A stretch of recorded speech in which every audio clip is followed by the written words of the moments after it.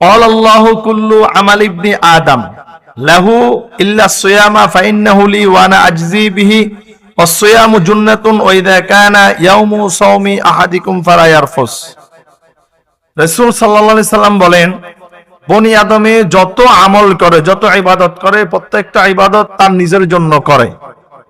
একমাত্র এই যে সে রোজা রাখে, এই সিয়াম আল্লাহ সন্তুষ্টির জন্য করে, অর্থাৎ এটা আল্লাহর জন্য।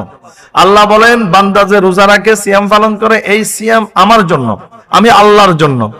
আর এই রোজা আমি আল্লাহর জন্য, এই জন্য আমি তাকে কিয়ামতের দিন এর প্রতিদান আমি স্বয়ং তাকে দিয়ে দেব। এজন্য আল্লাহ তাআলা বলছেন, এই সিয়াম, আল্লাহ রাসূল বলে, এই সিয়াম হচ্ছে ডাল স্বরূপ। যারা রোজা রাখবে সিয়ামরত অবস্থায় তারা যেন অশ্লীল কর্মকাজ না করে, খারাপ কাজের সাথে যেন লিপ্ত না হয়, মিথ্যা কথা যেন না বলে, এবং কি কারোর সাথে যেন ঝগড়া বিবাদ না করে। যদি কোনো ব্যক্তি তার সাথে ঝগড়া করতে আসে, তাহলে সেই যেন বলে আনা সিয়াম, অর্থাৎ আমি একজন সিয়ামকারী, আমি রোজারত অবস্থায়, আমি সিয়াম ব্যক্তি, আমি রোজাদার ব্যক্তি, এই বলে সেই যেন ওই জায়গা থেকে ত্যাগ করে চলে আসে, অর্থাৎ সে ঝগড়ার সাথে যেন লিপ্ত না হয়।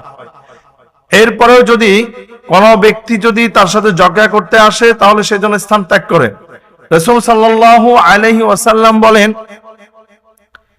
ওই আল্লাহর শপথ করে বলতেছি, যার হাতে আমি মুহাম্মদ সাল্লাল্লাহু আলাইহি সাল্লামের জান এবং প্রাণ, যেই ব্যক্তি সিয়াম পালন করবে, যে ব্যক্তি ঝগড়া বিবাদের সাথে লিপ্ত হবে না, মিথ্যা কথা বলবে না, ফাহিশা কাজের সাথে লিপ্ত হবে না, ওই রোজাদার ব্যক্তির মুখের যে দুর্গন্ধ, ওই দুর্গন্ধ মেশক আম্বরের চাইতে সুঘ্রাণে পরিণত হবে কাল কিয়ামতের দিন।